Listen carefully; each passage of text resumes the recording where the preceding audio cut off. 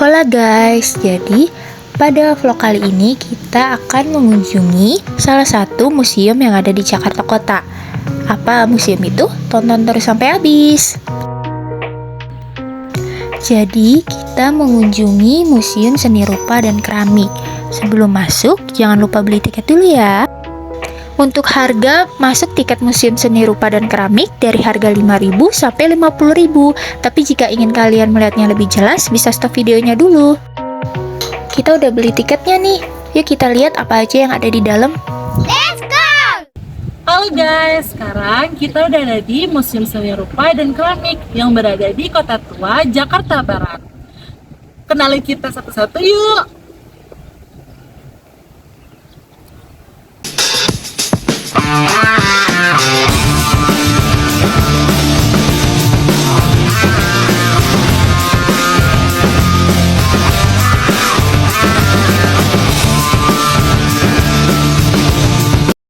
Nah guys, setelah kita membeli tiket, kita akan melewati Balai Seni Rupa Jakarta sebelum memasuki ruangan karya seni rupa dan keramik.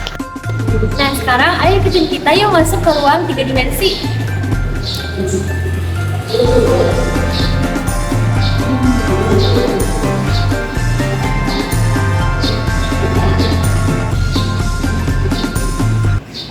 Halo guys, aku akan menunjukkan salah satu koleksi yang berada di ruang keramik Majapahit dan Nusantara. Ikutin aku terus ya.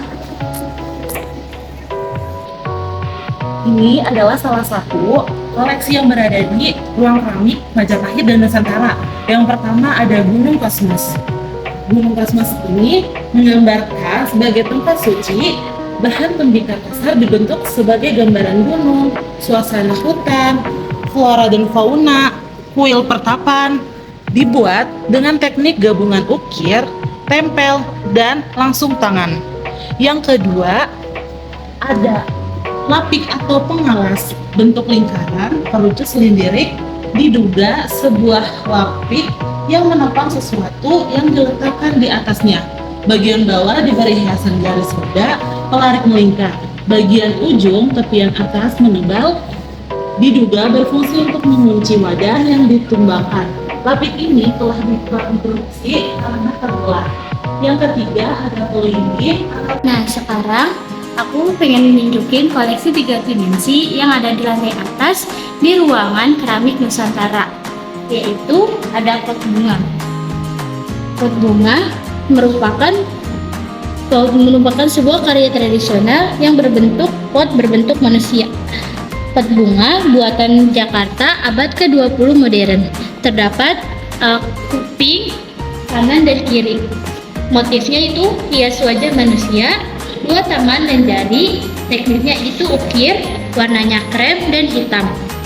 Pot bunga 3 dimensi dengan tampilan yang menyerupai sosok manusia.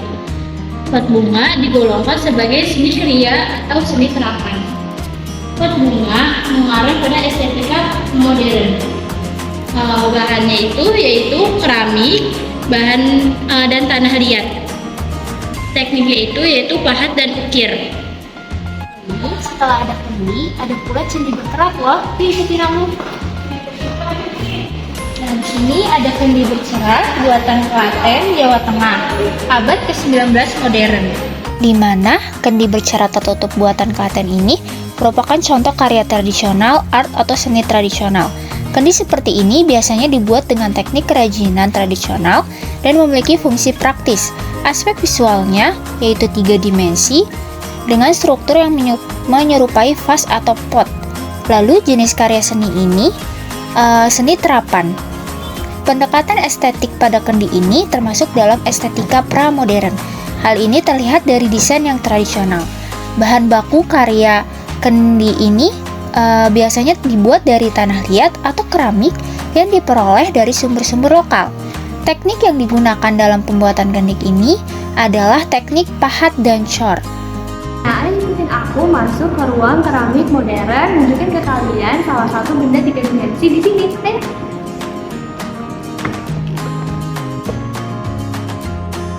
Nah, ini dia salah satu keramik buatan Eropa Akhir abad ke-19, awal abad ke-20, warna biru putih, teknik jasa sablon atau printing. Untuk konsep karya seni ini merupakan karya seni tradisional atau traditional art dalam fungsi bentuk miniatur fungsional dengan aspek visual karya 3 dimensi dengan bentuk silinder dan motif ukiran bunga serta pola geometris. Untuk jenis karya seni ini itu seni kriya atau seni terapan yang fungsional dan dekoratif. Untuk pendekatan estetika pramodern menampilkan ornamen tradisional. Bahan bakunya bahan baku atau tanah liat yang diperkuat melalui pengeringan dan pembakaran. Untuk teknik rupa, teknik pahat untuk ukiran dan pembentukan diraba. Nah, sekarang aku akan menunjukkan salah satu patung yang ada di Museum Seni Rupa dan Keramik. Ini adalah salah satu patung kayu tradisional Bali karya Iwan Sawat. Seni karya Iwan Sawat ini berfokus pada tema spiritual dan mitologi Hindu Bali. Setiap patung biasanya mengangkat tokoh atau simbol yang mencerminkan kehidupan religius masyarakat Bali. Nah, patung ini memiliki detail halus dan ekspresi mendalam tentang karakteristik wajah dan ornamen yang kaya. Patung ini tergolong seni rupa 3 dimensi dan termasuk dalam seni kerajinan ukir tradisional Bali, khususnya seni sakral. Nah, Wayan Sawat menekankan taksu atau energi spiritual dalam setiap karyanya dengan pendekatan estetik yang mengutamakan keselarasan, keseimbangan, dan harmoni. Bahan utama yang dipakai adalah kayu berkualitas tinggi seperti jati, nangka, atau cempaka. Kayu ini memungkinkan detail ukuran yang rumit dan memberikan nilai estetika alami pada patung. Tekniknya menggunakan teknik ukir tradisional dengan pahat manual, menunjukkan keterampilan yang diwariskan turun-temurun menghasilkan karya dengan detail yang teliti dan karakteristik khas Bali. Seni patung ini juga sudah ada sejak zaman kerajaan dan erat kaitannya dengan tradisi Hindu Bali.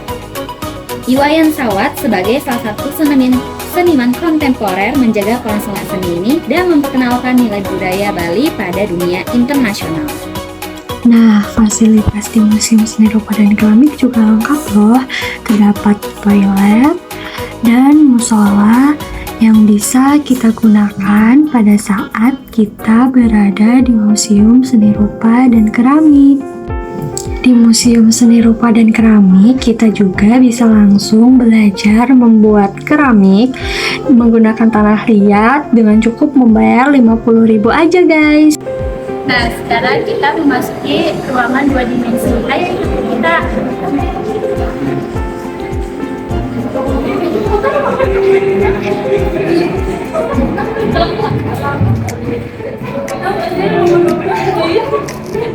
Sekarang kita ingin memasuki ruangan koleksi lukisan. Ada apa aja sih? Ikutin keseruan kita yuk. Nah, sekarang ayo ikutin aku mau nunjukin salah satu lukisan yang ada di ruang 2 dimensi di lantai 1. Ini dia lukisan Ruli Jati Suwarjono dengan menggunakan cat minyak pada kanvas.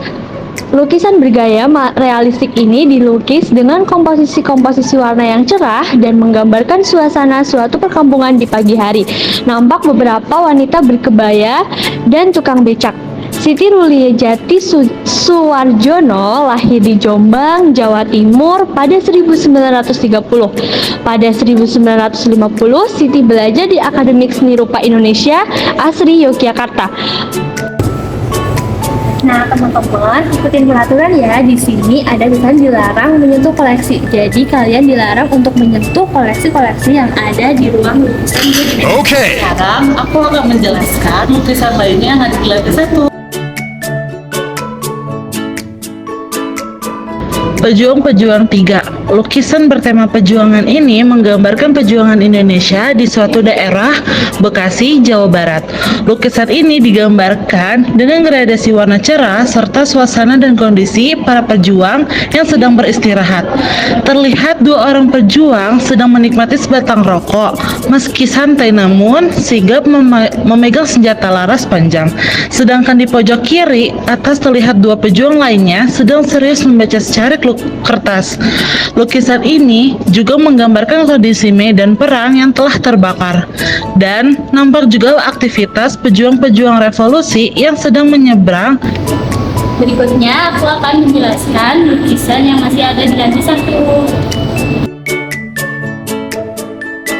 Yaitu ada lukisan dari Dede Eri Rupriah, lahir di Jakarta pada tanggal 29 Januari tahun 1946. Dari tahun 1972 hingga 1973, ia belajar melukis di bawah bimbingan Dukut Hendronoto yang mendorong Dede untuk masuk ke sekolah seni di Yogyakarta dan bergabung dengan kelompok seniman kepribadiannya pada tahun 1976 dan gerakan seni rupa pada tahun 1977.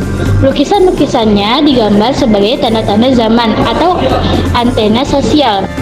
Sekarang kita ke atas yuk teman-teman, ke ruang pamer lukisan yang ada di lantai 2. Nah, sekarang aku udah di lantai 2 nih. Ayo kita lihat lukisannya.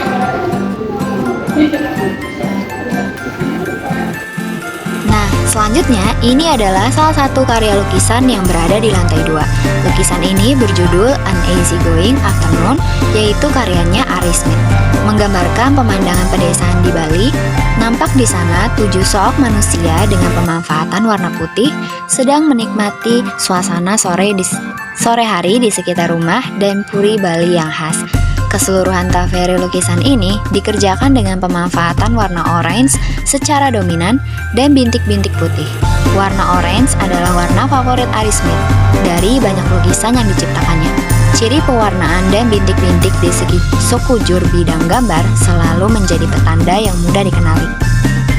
Selanjutnya lukisan kedua yang ada di lantai 2. Lukisan ini adalah lukisan Maria Cui Ngarai Sianauk 1997, di mana lukisan dengan tema scenery atau pemandangan ini dilukis dengan teknik pelolotan cat langsung di atas kanvas. Lukisan ini dilukis secara ekspresif dengan teknik goresan dan sapuan jari-jari tangan.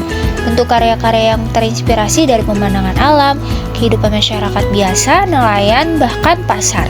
Goresan-goresan lukisannya elegan dengan gaya-gaya yang ekspresionis dan impresionis. Kaliannya dalam melukis sangat mirip dengan F. Affandi, guru sebagai panutan yang dikaguminya. Ada pula alat-alat pelukis, terdiri dari pengencer minyak yang digunakan untuk mengencerkan cat, lalu palet yang sering digunakan pelukis sebagai tempat meletakkan cat, cat yang digunakan untuk melukis, dan kuas yang digunakan untuk menorehkan cat ke kanvas. Sekian vlog hari ini, semoga bermanfaat. Jangan lupa like, comment, and share.